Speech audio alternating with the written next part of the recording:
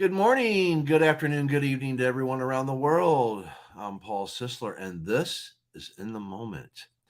Today's segment, The Flow with Shadow Fox, we have a very, very special guest. Shadow Fox, how is that weather up there in New York? Cold, snowy. Well, certain parts got snow, but yeah, yeah. But yeah, everybody's warm and cozy, and so we're all good. How are you doing? It looks like you got your ears lowered. Got my ears lowered. Yeah, you cut your hair. Yep. I buzzed it off a little bit. So, yep.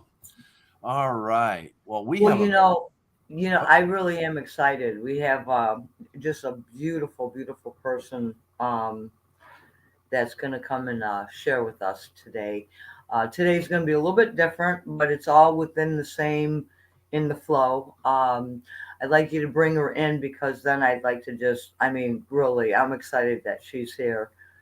hello, Diana. Diana, yes, this is Diana Bishop, and oh my goodness, thank you for being here. Thank you. Thank you. Thank you both for having me and being patient with everything that's been going on you know, that this got delayed twice. Well, Well, once that's really, but okay. That's That's thank you. that's okay, but we gotta show you because I'm really, you know, get ready, Paul. Ready? Now, this really is kind of cool because we're going to talk a little bit about how this writing came about. And are you ready, Paul? I am You ready. ready? Okay, let's. Ah! I say, we got it. Yeah. Um, and I'm just really excited about it because honestly, I'm not a big one for fiction. I'm just not, and this book truly intrigued me. It really did. Very good character development. But and what I'd like to hear from you, Diana, is how you were intuitively led, like how this came about for you, It this amazed story. me. It amazed me. It actually did. I had no idea. I knew I was fascinated with the Nephilim, and so I started reading the Book of Enoch. And the idea of the fact that one of the things that Enoch says about the Nephilim is that they ate and drank each other's blood, and that the fathers of the Nephilim, the 200 watchers that came down and fathered them, that they were using gifts and knowledge of heaven on earth, and all of these things were a no-no to God, according to Enoch. And then also that the Nephilim procreated with animals. That made me think of vampires, werewolves, and witches. It just sort of came to Yeah, be. And now I had that, and I was like, this would make a fascinating story. And I love fantasy, I always have. And I yeah, thought this was going to be something I was going to write. But as I started writing it and meeting the characters, they took over. And it came, I can only say that it came from spirit, because I will tell you honestly, when I sat down to write, to force myself to write, as they say, you're supposed to write every day. And I couldn't, because the story wasn't always playing in my head. uh It huh. was truly the fact that that that when the story was coming and flowing, it was like I was taking dictation. So I truly believe that spirit guided this story, using all of the belief system that I had at the time, and which has only expanded since I've discovered spirituality and met you and and everything. So it's just been, which I actually knew you before then, but still, we talked a lot since. But yeah, that's how it happened. Spirit has guided it, because I don't think I could have come up with this story. I could not. I don't think I have that kind of imagination. Yeah, no, this is how I write. I'll sit down, I'll get, whether it be through dream time or something, or I'll kind of get a bug in my butt, and I'll just sit and start writing, and it just flows. It just comes, and Mm. it's like, yeah, I definitely no, I don't write every day. I don't even tweet every day. I just throw off all the algorithms all the time. So Um, We got a but I, couple comments. We got a couple comments. Jay, oh, Jack Cross, uh-huh. my love, you look gorgeous. Oh, bless you. Thank you. Brown Chubby Bear, nice to see you, see you on, Diana. Hello. And there we go. There we go. See, Bless y'all I for the mean, compliments. Thank you. and and this is really what it's all about. Getting this chance, to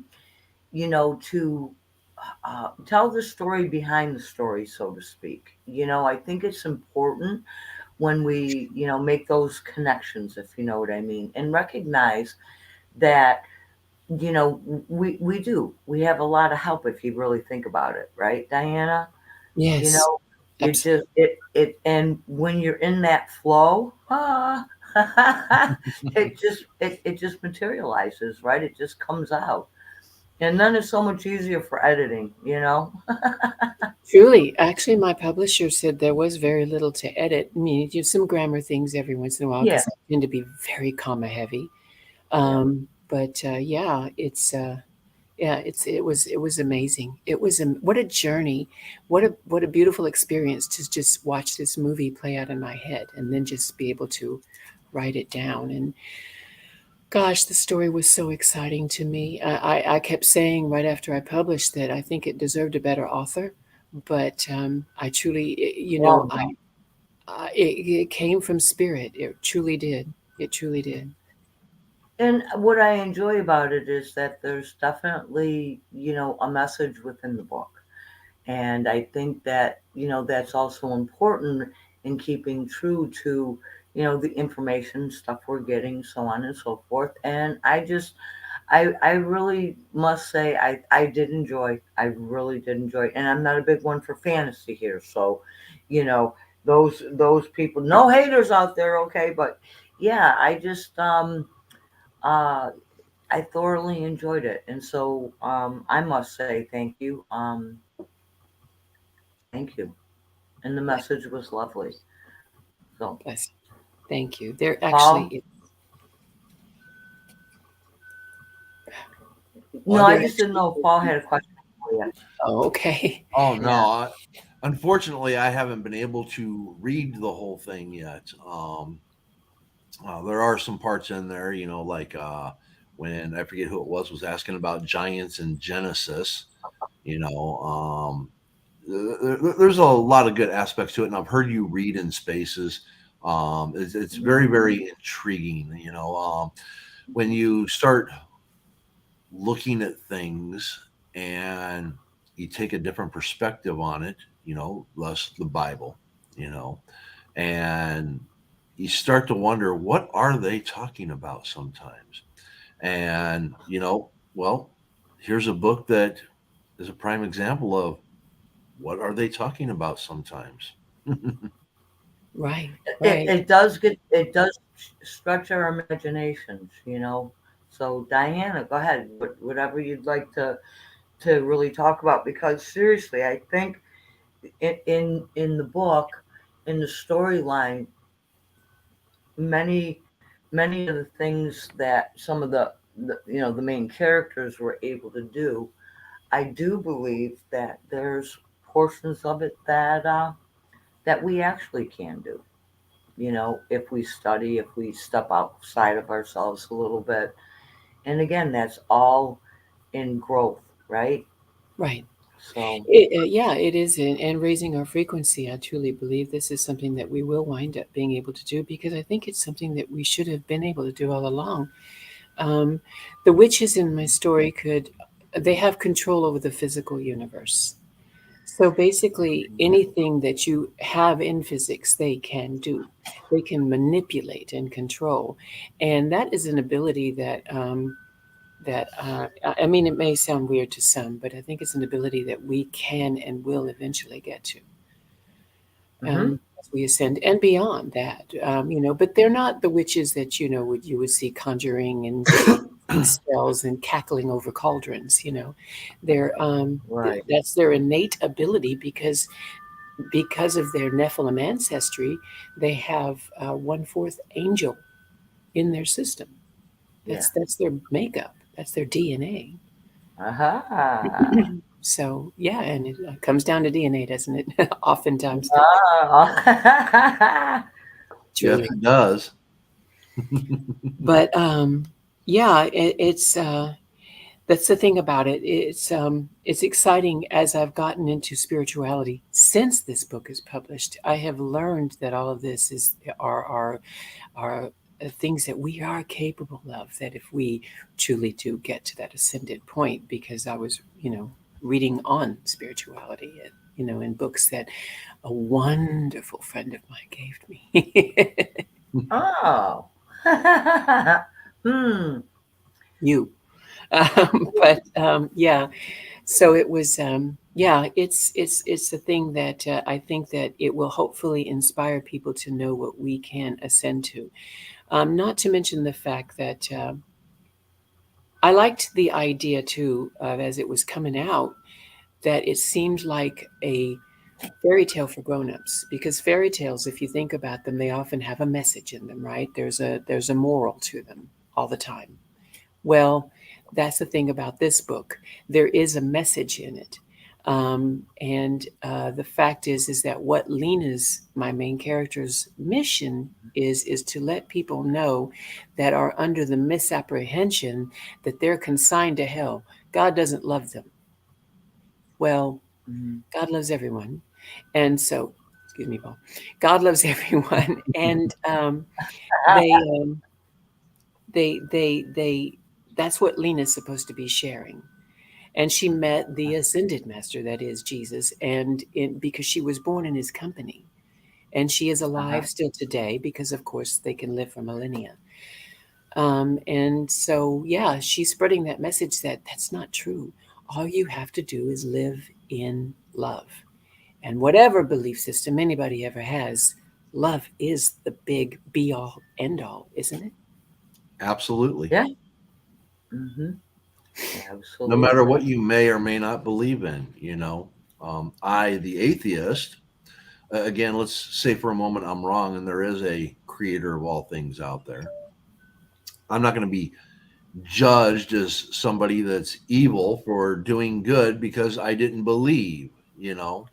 And if it is an all good God, that God is going to know that I was misguided somehow and will take that into consideration if it's an all good God. So for me, it's even though I don't have, and a lot of people they think that atheists have no morals, because they have no God to put fear Okay. into them to, Mm. be good. If that is your perception of what being good is that you have to be scared of something greater than you to be good, then you're not a good person. I don't care how much you get on your knees and pray and ask for forgiveness. You're not a good person. Mhm. Goodness comes from the heart. You're either good or you're not. And I myself, I believe that everybody is equal and everybody should show kindness to everybody. And, we should love everyone. Mhm. We're all human beings and we all deserve the respect and kindness that we want to receive. The golden rule again. I don't have to be um, um, under a faith to take some of the lessons from the good book and adhere to them. The golden rule: do unto others as you'd have them do unto you. And Paul, do you know technically, by the way, that golden rule that you speak about actually is a law. It's a law of reciprocity. That's what it would fall under. Yeah, And so it's like when we take a look at um, developing a moral compass, um, whether you believe in a creator, an architect, an omnipresence, or many of them, or none at all. The one thing I can say is it's all going to come back. When we're looking at any moral compass in any capacity, it comes down to understanding laws. And then we get to do our checks and balances because we can focus on a law, right? And that law in and of itself is going to trigger many other laws. So we could be off on one law, and yet there are other laws that are in support of it. And so if we're triggering it and we're off, such as, well, I don't believe in the golden rule. Okay, well, then don't. You live your life, you can create destruction, you can, discord, you can harm people and all these other things. And go for it. That's your choice. Um, but then we got to take a look at how does it serve us. And I think in Diana's message within the book is that of service, right? Service to what or how? How does anything serve us? Good, bad, or indifferent. And so when we take a look at whether, like with Paul, like whether you actually believe in some form of a deity or not, you know, we have nature right in front of us every day, every single day. Even if you live in the city, you find, a butterfly or a pigeon or, you know, um, wind, sun, rain. There's nature. And, you know, I think that creator is in nature, plain Right. and simple. Amen. And if I too may say, the thing that gets me about people living in religious structures is that they are living by this set of rules that so many have proclaimed as an exclusionary set. It excludes people who aren't living by these rules. That's not love, is it? There's no love in that, where you are going to sit there and say, oh, well, if you're not in my club, you're not going to go to paradise. No, Yep. that's not true. And what, Exactly. Yep. again, going to creator, what creator would create something that they love so little that if it didn't do this strict guidelines of behavior in their life would actually say, okay, well, you're going to go to hell and damnation for all eternity. Who would do Yeah. that's not love? And yet everybody says that this same creator is all love. Okay. It isn't, in a sense, isn't that not kind of like a real oxymoron? I It Completely. mean, is. if you were to think about, if you have a partner, okay, or you have even children, for instance. What I love you under these conditions, just a conditional love.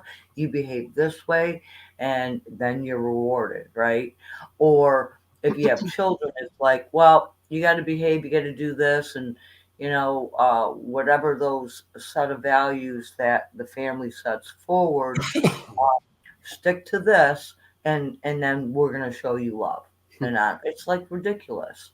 Right. And I think many times, and again, where do we come up with the values? Now, I'm just gonna say this, and I'm just gonna put it out there. But many people, they think they have this great moral compass, moral values, and I'm not belittling anything in any way, but seriously, um, if people could see how the laws interact, they would notice immediately that if a moral compass was like true north was the actual like a pivotal point, like this is where we're reaching to attain, most people would not be able to find it with a compass and a flashlight.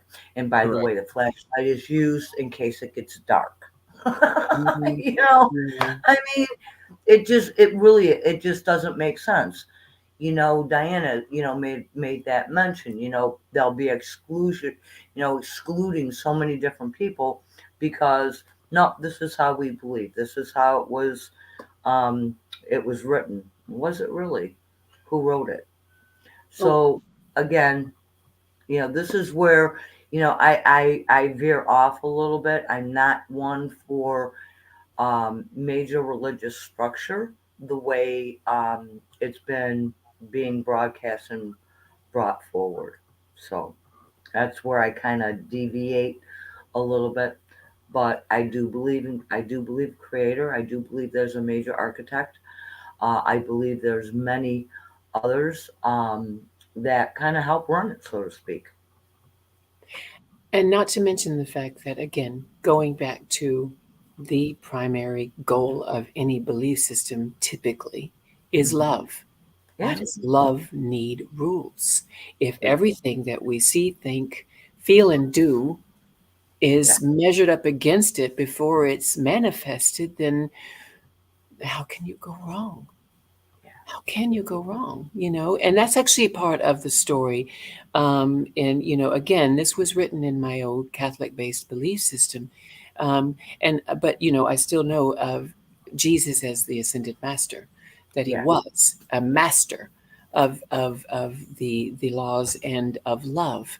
And the thing that was said was that love creator, love God with all your heart, mind, body, and soul, and love you. And what that is means to love yourself, actually, Yeah. too, because we are a part of the whole, and as I believe it to be, and also to love your neighbor as you love yourself, because and doing that, you will be fulfilling all of the prophets and all of the law as he said it. Okay, Yeah. well, that was under that belief system, but it still applies no matter what belief system, even atheist. you know Yeah. if you live in love, you are still living by the best possible, highest frequency, most important way to live. if everyone if everyone would just recognize that and then try to start implementing it in their lives, can you imagine what Yeah. this world would be like? Oh, I know. I I know. know. You know, one of the things, this has always kind of hung me up, even as a kid. And so pretty much I've spent the majority of my life trying to figure this out. Um, when it's stated,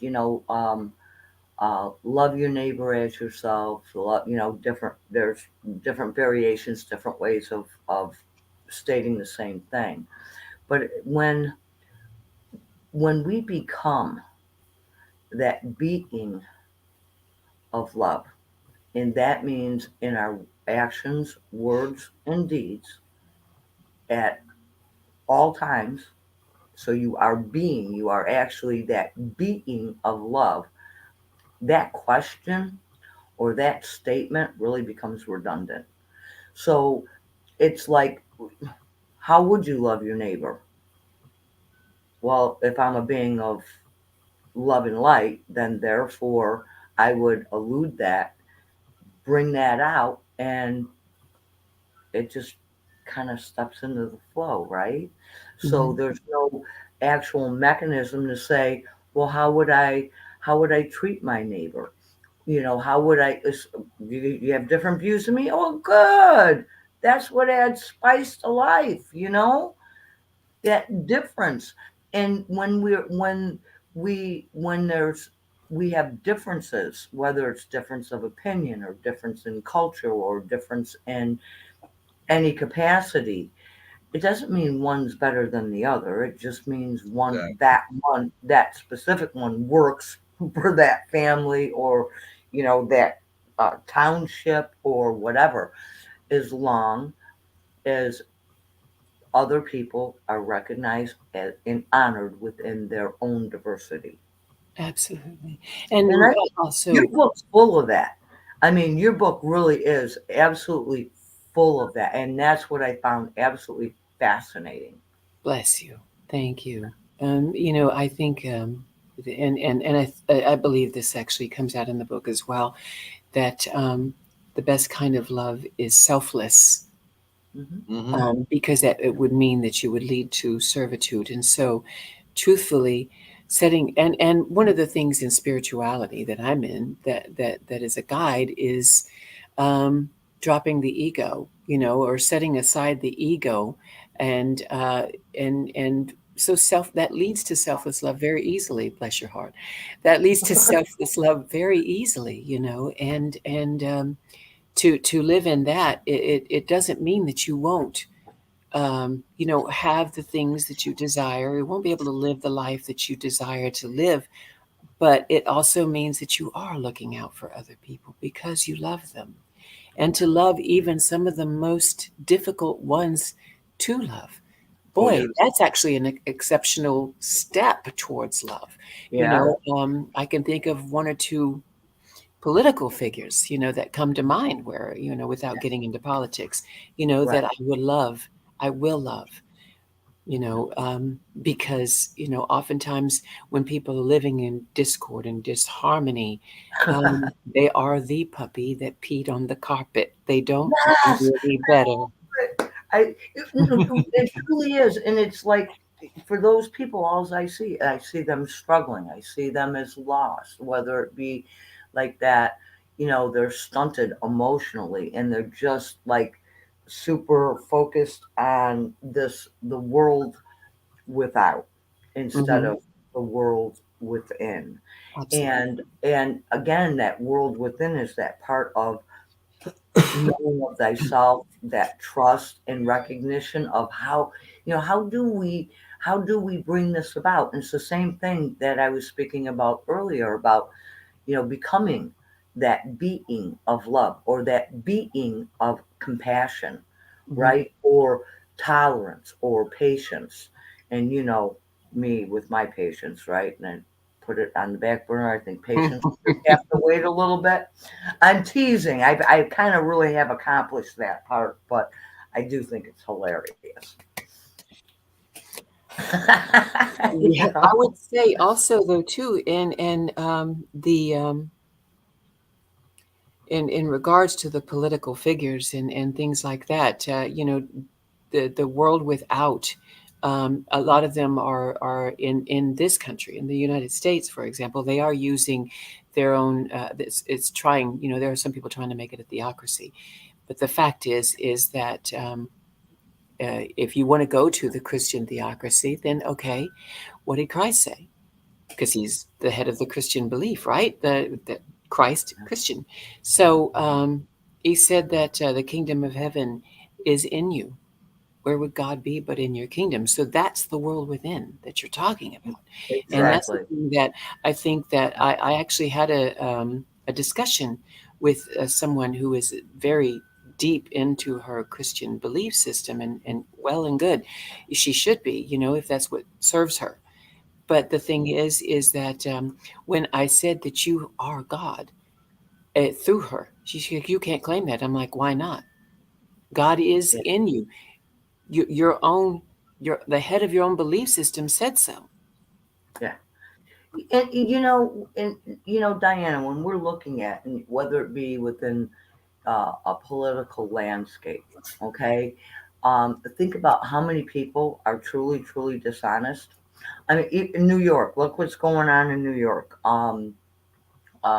Somebody lied tremendously, whether it be on a resume or anything like that. And that's one thing I've always had against like resumes. And it's kind of like, okay, well, and I've had to go through and read many, many resumes, for hiring in my lifetime.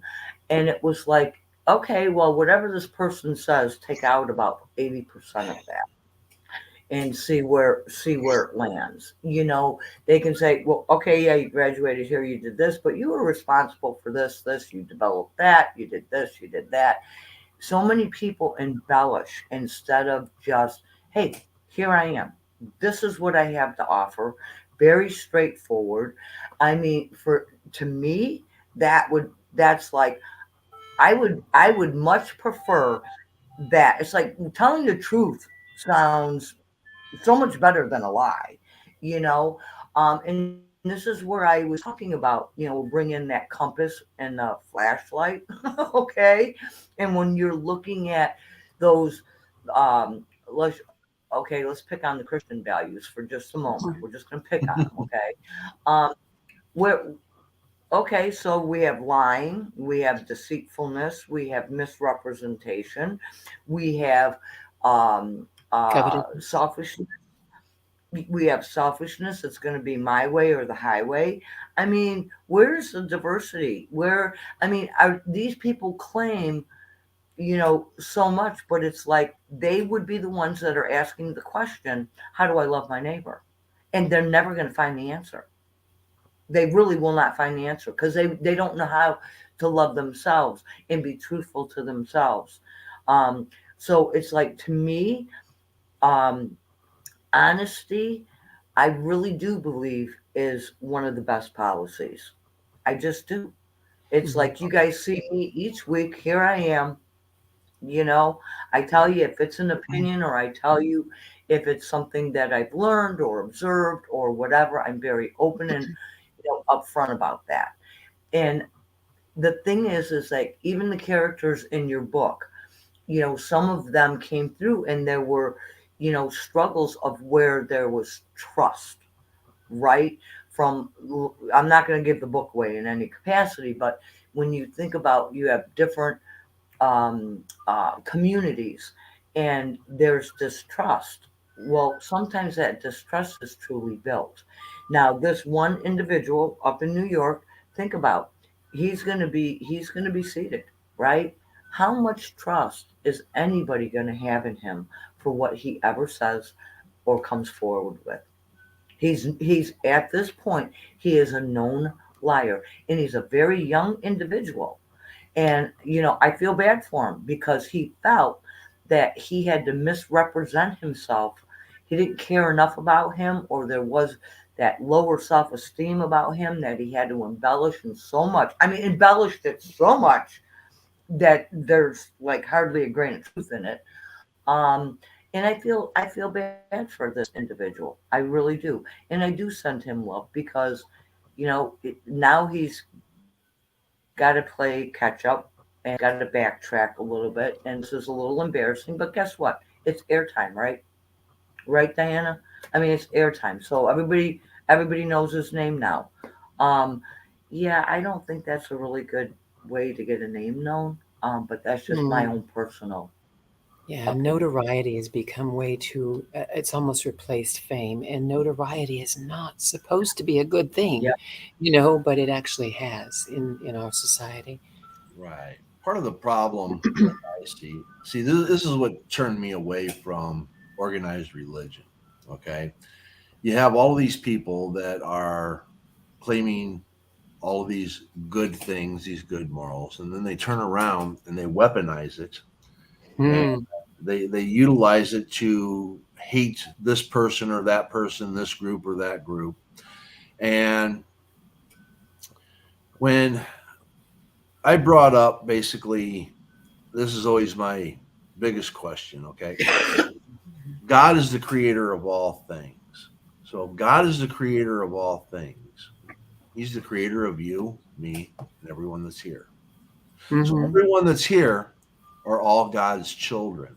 Yep. What gives you the audacity to criticize Mhm. anyone else that was Hmm. created by your God? What Hmm. makes you that God? Amen. And what it comes down to is most of the people that are out there preaching the good word have never read the book. Ooh, ooh, ooh, ooh, or ooh. or lived it, Point, or point, point. or lived it.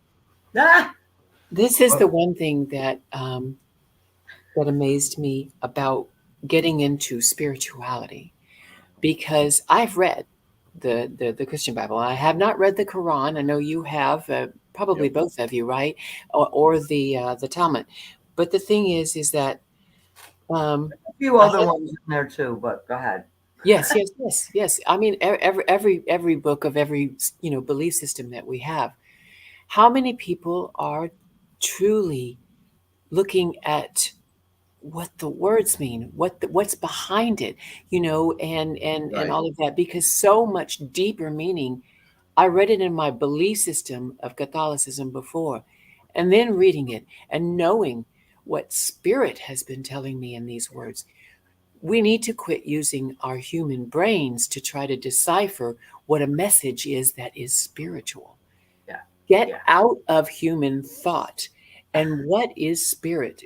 Because that's what wrote the Bible, right? Everybody of every belief system says that it is supposed to be guided Hmm. by creator. It was supposed to have been, the assembling of the Bible was guided. Okay, well, if that's the case, well then you need to think out of in spirit and not in human thought, because human thought only understands this is the law, this is the law, this is the law, this is the law, rules and regulations and everything. But one thing that Christ, I will say, I know, remember, I don't know exactly, I can't do chapter and verse, but I do remember Christ said that live in the message that is in the law, what Yeah. is behind it, what is the root of it. That again always will go back to love. And I believe in my heart that the Talmud, that the Quran, the other book, um, I believe that these all will come back to that same message. And and living in love is not judging. I mean, I can't imagine a love that That will stay there. judges. Yeah. Judges That people. judges or alienates. Yeah, absolutely. Hey, Paul, I'm trying to read it and I can't see. There's a comment in there. I don't know if you can pull it up. We have Something. this one from Garo Gaston. We should love everybody, but not let peeing puppies control too much of the world because when they pee on the carpet, thousands lose their job or people lose their vital medicines. Okay, Gaston. Yeah, Thank that's you, right. Crystal. That was precious. Oh no. Yeah, we just look at the little puppies. Never mind, I'm not even gonna go there. What? Well, I mean, Oh, it's true. It is so oh my true. goodness. It is so true, though. I mean, Yeah, we do have them like that. but I think what that does is it helps us step back from the judgments, and we can look at things in a more objective way. Where, oh, okay, well, this person's involved in this or that or whatever it may be. They may be making let's just say they're in error.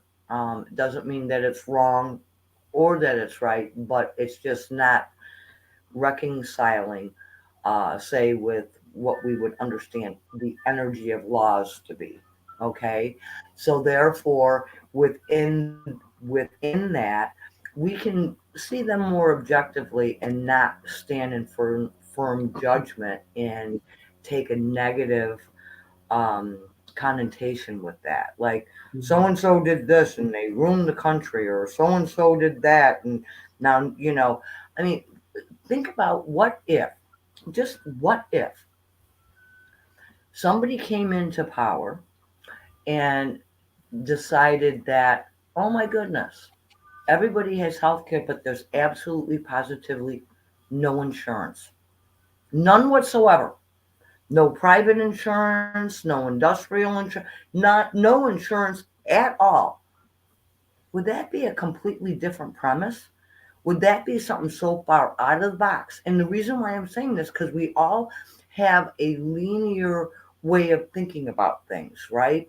Um, and so, what would that do? How would payments be made? Would there have to be payments to be made? I mean, think about, it's like, what if those healing mechanisms in any capacity, whether through a hospital Mhm. or anything, what if it were treated as if it were a currency of love, right? Of compassion. And I'm just throwing it out there. This is like, I mean, I'm not saying this is going to happen. I'm just putting it out there as a premise. Now, that could startle somebody, right? What do you mean? I work for a living. I sell insurance, which I did. All of these mechanisms. What really would that just like? Would I really screw up the whole ball of wax here, or what? I think it's amazing, though. Think there we at one time or another we were um, a society or world built on that before there was such a thing as paper or coin, to pay for goods and services. There was an exchange of goods and services. Okay, you treated me for this ailment. I'm going to make you a beautiful meal, or I'm going to do something. I will mow your lawn, what have you. It is an exchange of goods and services with actually an equality of value placed on everyone and everyone's contribution, Right. and everything. An So, exchange of Paul, energy. we'll scrub your toilet as we were discussing, Paul. Right. Remember? It's and again, this is an exchange of energy. But then I know Paul would come in and say, "Well, that's the barter system." Ah, but is it? But is it? When we take a look at what our capabilities truly are, that of giving. Though, I mean, come on, I know a couple of millionaires myself. Okay, and it's like they make so much money they can't even give it away. I mean, the money just keeps compounding and making more money. So it's like they could give, say, for instance, $1 million to a charity. Well, guess what? it, it just it kind of rolls back in on them, right? Um, so we have the people who are struggling paycheck to paycheck, and they fork over a $50 bill, for instance, and that $50 bill technically is more money than what that millionaire has given. And so when you think about who, a lot of them are giving it away because they got to write, for their taxes, and they got to reduce this and that and a whole bunch of other things, on any financial thing. So I'm just saying, I've heard different mechanisms to do things. And so let me ask you the question then. Is that part of a barter system? Is money, is that exchange in one form or another? And I think that's what it all is. We're doing a Oh, payment. definitely. Here's this is what I'm looking at doing. And so when we look at our own spirituality, okay, when we're talking about this, and Diana and I actually spoke about this a while back, last week I think it was. What if every time we worked within our own social capacities, what in whatever construct that is, in a spiritual mode of sharing that love in one capacity or another, doing compassionate things, holding a door open for somebody. What if we all got little golden bricks, right? Little like chits, so to speak, right? Little chits or little like, well, Paul used to work in Vegas. So when get a little of those plastic coins, start building those up. What what would that mean, Diana? Think about that. Instead of looking at a payment or a structure of money, but this is like invisible. This isn't the metaphysical, right? These are little things that we keep adding up, and then when we pass, guess what? We get to grab a hold of that little sack full of our good deeds, so to speak. I don't know. I see things so much differently, um, with a different awareness, I think. And I think it comes down to like, and that's why I posed that question, right? About what if there was no insurance, but everybody had healthcare. Anytime you want something for something, it's a barter system. Period. Mm-hmm. I don't care what it is that you're doing. If you want something for something, it's a bartering system. It's when you're doing something and don't ask for anything or expect anything. Mm-hmm. That that is the way it should be. But I have one question again.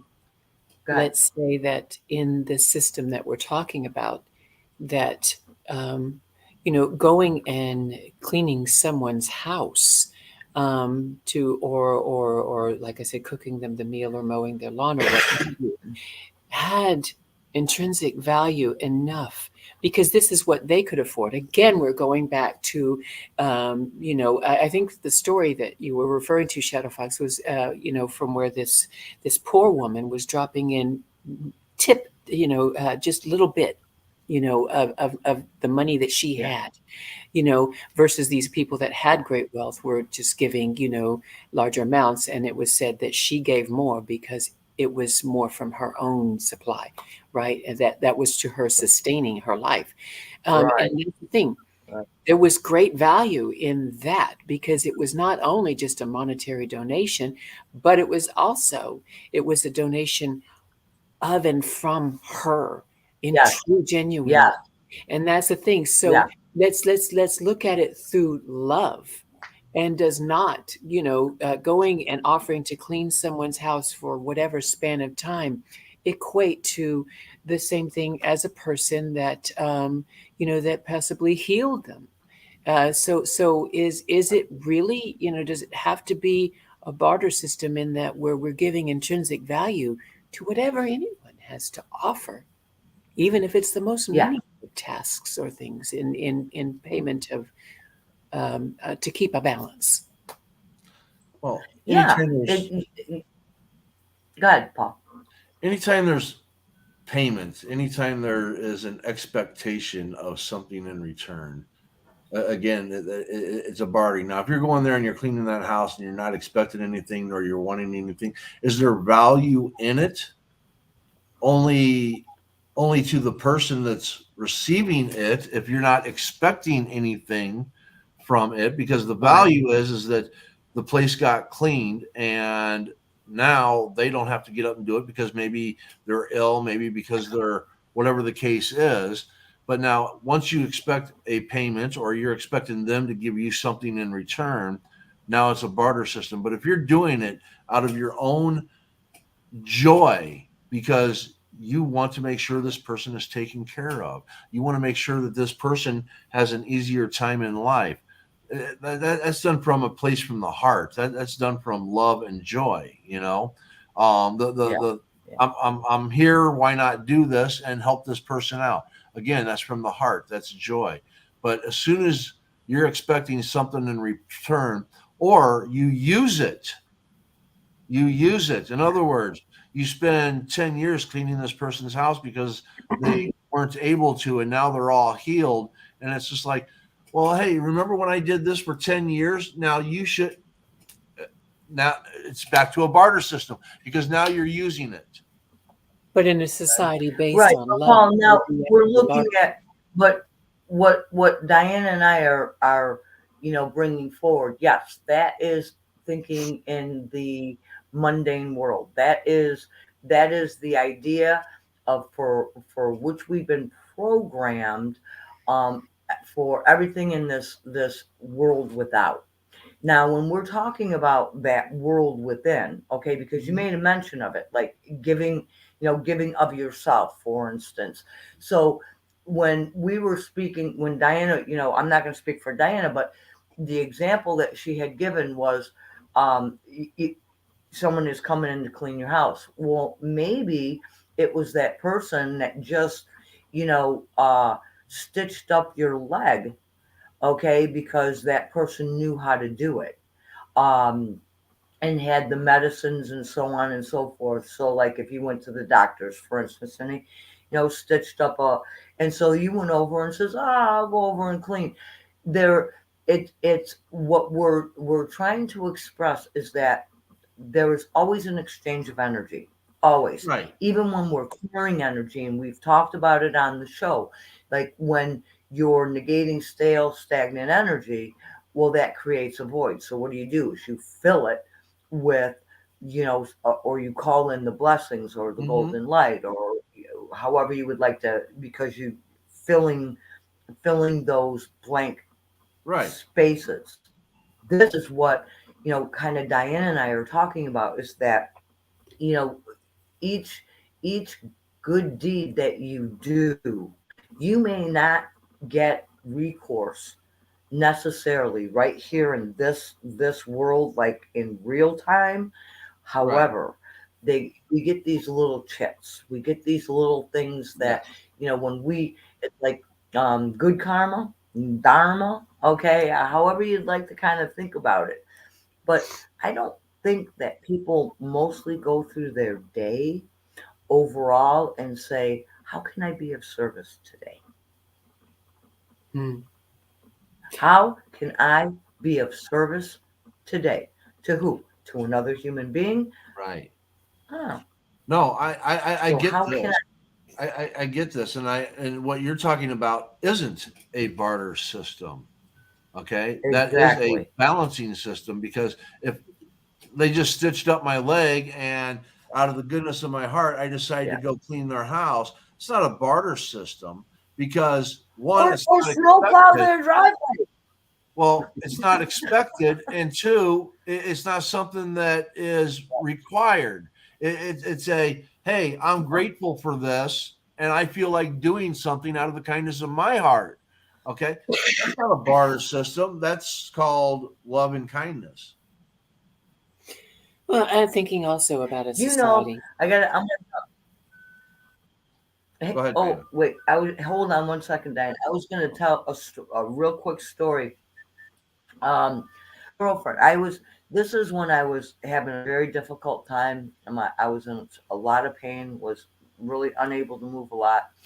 And where we were living, there was this huge walnut tree in the front yard, and I mean there were walnuts like yay big, right?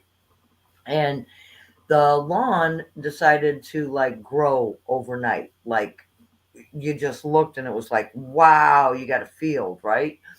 And we had to get a lot of those walnuts up before you could actually mow.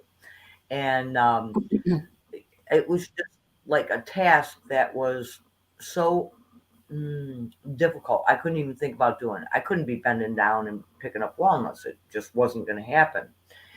And my girlfriend, I started talking to her, and my girlfriend says, "Oh," she goes, "Well, you know what? Let me hang up. I got a few things I got to do today, and I'll talk to you later." Oh, okay. All of a sudden, I look out the front window, and here's my girlfriend, and she's got garbage bags, and she had her kids come, and they were out there, and they were picking up all of these nuts, and I was like totally embarrassed. I'm like, "What are you doing? No, stop, stop." And she said to me, she goes, "You should know better than this." And I said, "Excuse me?" She goes, "This is my time to be able to give to you." So she says, "So sit back, open up, and be ready to receive." Yep. And I was stopping the energy. I was that gift because we were in conversation. I was just talking about how difficult a job after, but there were other things throughout the years that we did for each other. And I never, it was like, wow, but I was embarrassed that somebody was out in my front yard picking these things up. It was like, okay. And so I sat back and we had a good laugh, and the kids all got together and we got the front yard picked up, and we were able to get the lawn mowed. But that is the difference, and that is that part of giving and receiving, or being open to Perfect receive analogy. energy. Perfect analogy of what you were just saying, Paul. Perfect Yep. analogy. Yep. Imagine a world based on that, though. Oh, Again, I in know. Yeah. spirit, where, okay, I'm not going to clean your toilet just because you actually treated me for a cold. Okay. I'm just going to, that's like my job because I do it well. And it's something that I like to make sure that everything is clean and tidy because there are people, that's their emotional outlet is cleaning. I mean, how many of us have met, oh, I got to clean, and that's how they deal with stuff is they work through Mhm. things while they're cleaning. There's people Right. like that, and people like things to be, tidy and in their place and clean and as it should be. So, okay, so that would be a great, avenue for them to go. So then that doctor actually isn't looking for repayment because he's already getting all the other aspects of his life taken care of or her life, and the same for the patient. They're doing what they have to do. So this is everybody contributing what they are really good at contributing to society. And then so everything is just basically covered. Where is their need for bill It and is, coin? and and Diana, and I'm going to bring it right back around. I'm sorry, but I got to bring it right back around Yeah, because one of the main characters in the book was nothing but part of that giving, of blending, of creating different fractions of unity. And I like fractions. Okay. Um, I it, again, this is what I found, amazing that, it's, hey, I had to read fiction, in college. I had to read fiction in, high school, so on and so forth. But I'm really the one that hands down, like, if, sitting there, it's very seldom. You know what? I think I read a couple love novels once. Yeah, once. I think I was I in did my that. early 20s, probably two. But yeah, I just found it absolutely fascinating, and I saw how many different major correlations were in it. Um, and it did carry a beautiful um, spiritual message, and I think it was phenomenal. So, I mean, if there's people that really enjoy, um, fiction, this could be, yeah, it's a Yeah. blending. It really is. Oh, we got a question for Diana. Where can they Diana, get that? Can they get that on Amazon, is there a sequel coming? Diana? If not, what's next? Yes, there is a sequel coming. I'm about to start it actually. Many people don't. For those that don't know, I actually was a caregiver for my mom, and as I got towards the latter years last year, and in particular, it got where there was more focus and attention, where I couldn't do any writing, and that's when the story actually started coming to me, a sequel, which I never thought was going to happen. But it's going to be very spiritual based, and that I do know. But it hasn't started coming, but I know that once I sit down and start writing, it will. And there is actually another book, so I'm going to be doing two works in progress at the same time. Yes, there's a sequel. It's on Amazon, both in this form and ebook, and it's Uh-huh. also on Barnes and Noble's website in ebook, and a place called Smashbook in the ebook as well. Um, but as far as getting the hard copy for those who love to get hard copies and read them, it's on Amazon right now. Well, We are seeing about getting it into Barnes and Noble's actual bookstores, which will be fun for me. Um, but yeah, that's to come yet. And I'm going to actually do a narrated version of it eventually. That's one of the things I have to build a oh sound booth, yeah. and I'm going to narrate it. And that's something else that I'm glad that, you reminded me of, because I think that, you really do. You have a beautiful voice, and when you read, Thank you. um, and if this is something that, you get a chance to do for others and narrate someone else's book too, I think that, I mean, if there's anybody out there, um, Diana's contact information is there. She is on Twitter. Um, where is that, Paul? I'm looking for it. All the places It's I was scrolled running across. around. It's scrolled across. What's It's on that? Instagram, and Yeah, she yeah, was it's asking running. It's where is my contact information. But yeah, Yeah, I actually, got it all down here on the bottom.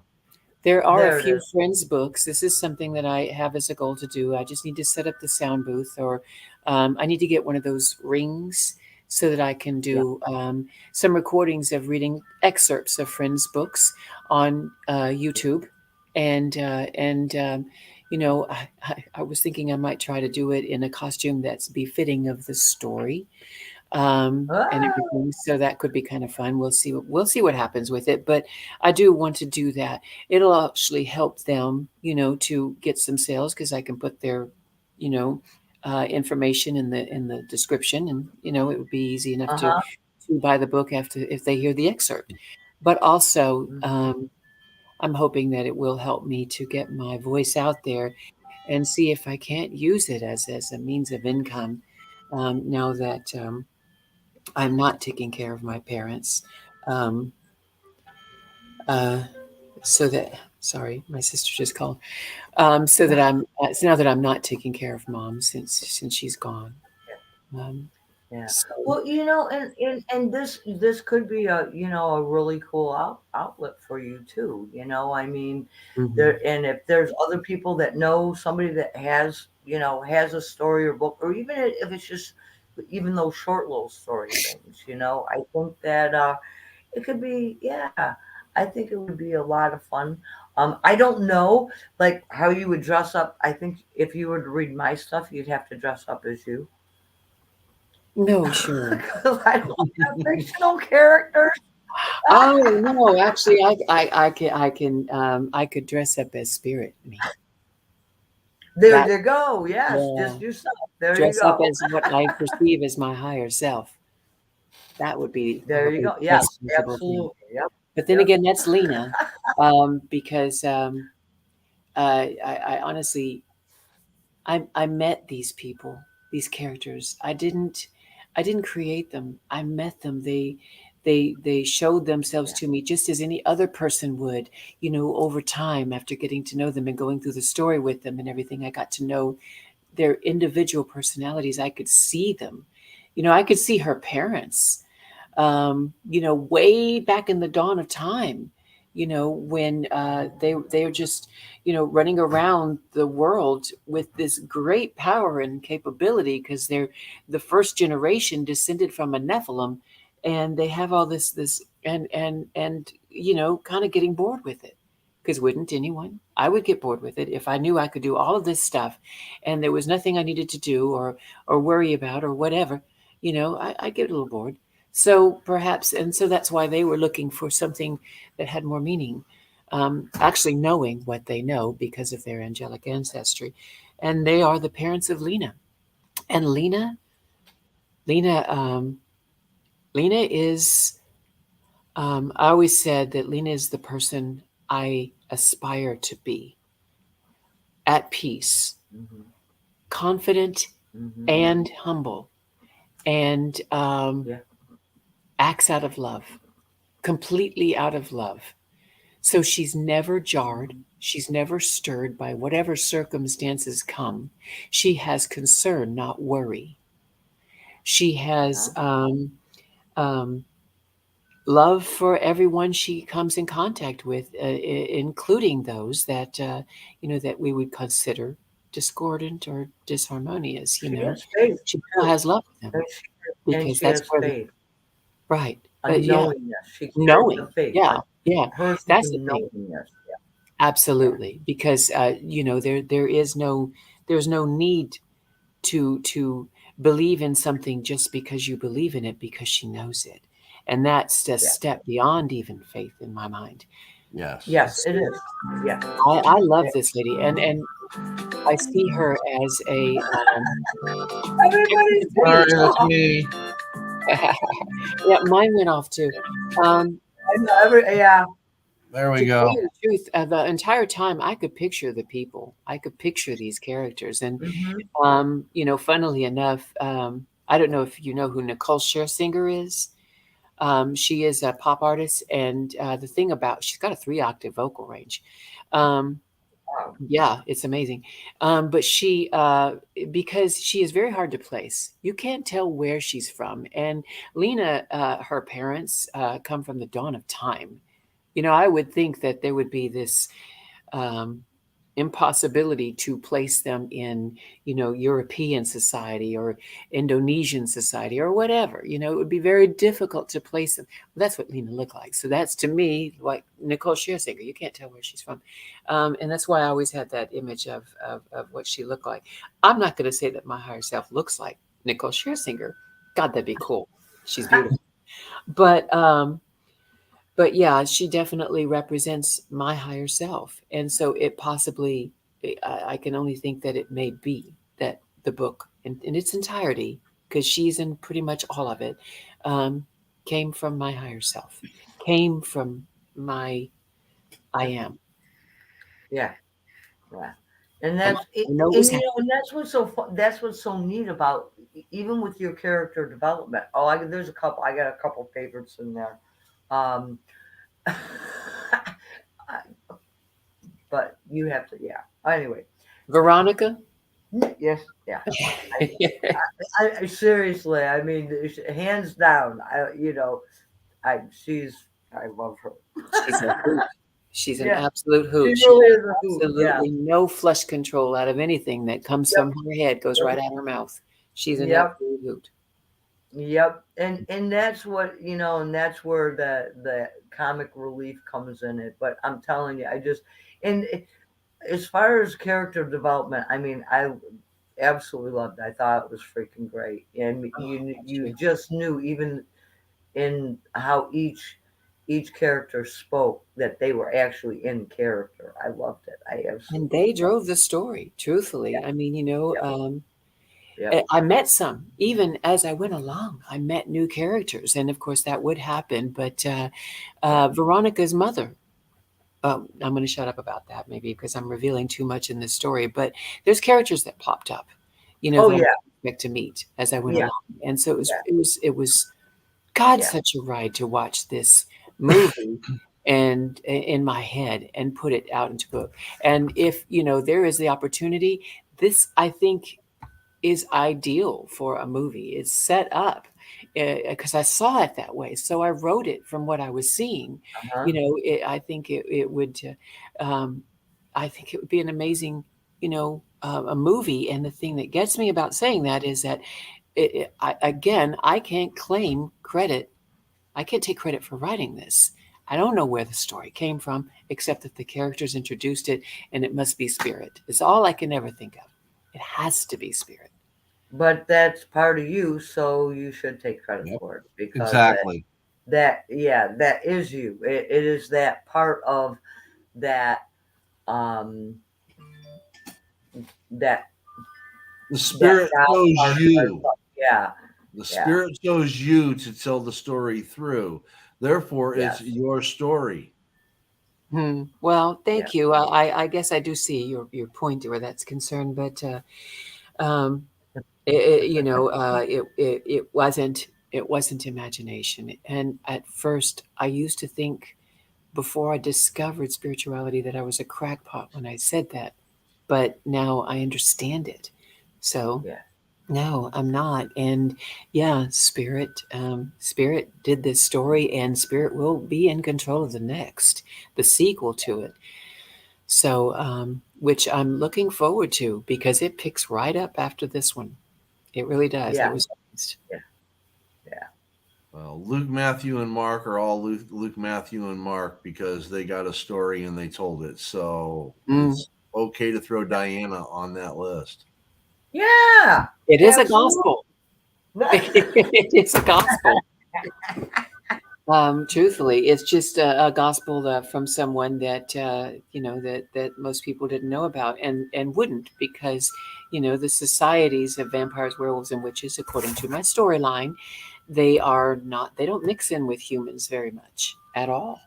Yeah, They're all pretty reclusive. I'd say that the werewolves would be the ones that would mix most because they're pretty blue collarish and they live and work in the world, and they actually don't have the same lifespan as the vampires and the witches either, because of course their ancestry is, yes, part angel but also part animal, and animals don't tend to have the same lifespan yeah, as humans. yeah. Yeah. So it So was good. I mean, I'm just saying. I mean, if you guys get a chance, I mean, you know, um, you know, it's a great book to curl up with. Honestly, I personally, I'm usually a pretty quick read. Once I get a book, I open up a book, man, I'll sit there. It's like, I mean, I even with Paul's book, I'm like diving right into it. But that's me. I I I commit to it, and I'll get to it. I'm right now. I've got two books I'm reading at a time. My husband has about four or five. Depends on what room and what chair he's in for what book he's actually reading, right? I mean, seriously, it's every place. It's like I have to be careful, especially when I'm dusting. Put the book right back so he knows when he's sitting there. That's but 202 pages of reading. Um, so it is going to be a quick read. It would be a quick read it for is. someone. It took me a little bit, a couple of days, but I in my spare time. But I'm just gonna say, Diana, thank you. thank you so much for coming on and sharing with us, because I think it's important that people know that there are many of us that are, you know, speaking our truth or bringing information up or sharing different perceptions in many different capacities. And this is all a healing aspect, is it not? You Hmm. know, we can trigger somebody into thinking one way or whatever, or offer different things. Because I'm all about that. I'm all about, um, just decreasing the amount of discord in our lives in one form or another. And I think that you're up there with a bunch of us. So I thank Bless you you. so very much, my dear friend. My Yes, thank you friend. so much. In a Bless you, world Paul. of chaos that needs to come back to order, it's coming. It is. I believe that. And it's coming faster than a lot of people are willing to accept, Yep. because Yes. it is. Love only um, accelerates and snowballs. It's going to get bigger. It's going to get faster and faster. And that's the thing. The message that I have from this story, from anything I think I will ever write, is that live in, as of, for, and from love. Look up the definition of each one of those prepositions Yep. and then figure out exactly what it takes to do that. And everybody just, even if it's not possible every day, every moment, still set it as the goal, because each moment is all we're Yeah. living in. So from moment to moment, that's all you got to do is, in this moment, live in love. In the next moment, live in love. And it becomes habit. And once it Well, becomes habit, it's just, and how Hey, infectious.